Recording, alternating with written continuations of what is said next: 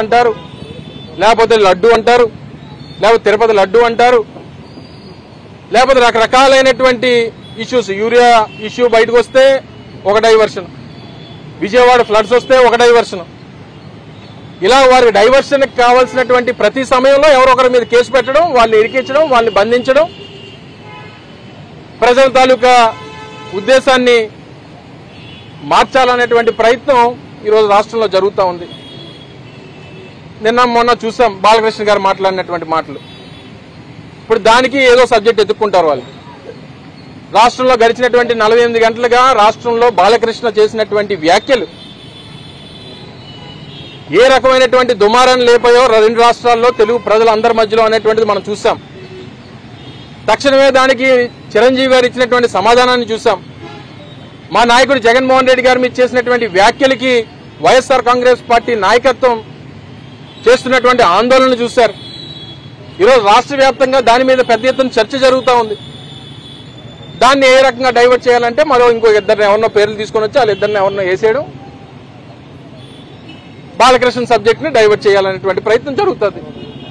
Urea గురించి వస్తే ఒక సబ్జెక్ట్ డైవర్షను, బాలకృష్ణ గురించి వస్తే ఒక సబ్జెక్ట్ డైవర్షను, విజయవాడ వరదలు వస్తే ఒక సబ్జెక్ట్ డైవర్షను, తిరుపతి లడ్డు గురించి ఒక సబ్జెక్ట్ వస్తే అదొక డైవర్షను.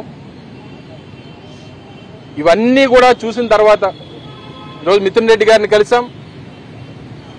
ఈరోజు ప్రజలు, వైఎస్ఆర్ కాంగ్రెస్ పార్టీ నాయకత్వం, వైఎస్ఆర్ కాంగ్రెస్ పార్టీ కార్యకర్తలు మీకు తోడుగా ఉంటారు. రాష్ట్రంలో ఉన్నటువంటి అన్ని జిల్లాల నుంచి ఈరోజు విజయనగరం జిల్లా అధ్యక్షులు మత్స్య శ్రీనివాస్ గారు కానీ, మా రాష్ట్ర పిఎస్సి సభ్యులు ధర్మశ్రీ గారు కానీ, నేను కానీ, మా ప్రాంతాల నుంచి మా ప్రాంతంలో ఉన్నటువంటి మా పార్టీ క్యాడర్ అంతా కూడా మీకు తోడుగా ఉన్నాం అనేటువంటి భరోసా ఇవ్వడానికి వారిని ఈరోజు కలిసి వారికి చెప్పడం జరిగింది. వారు అంతే ధైర్యంగా ఉన్నారు.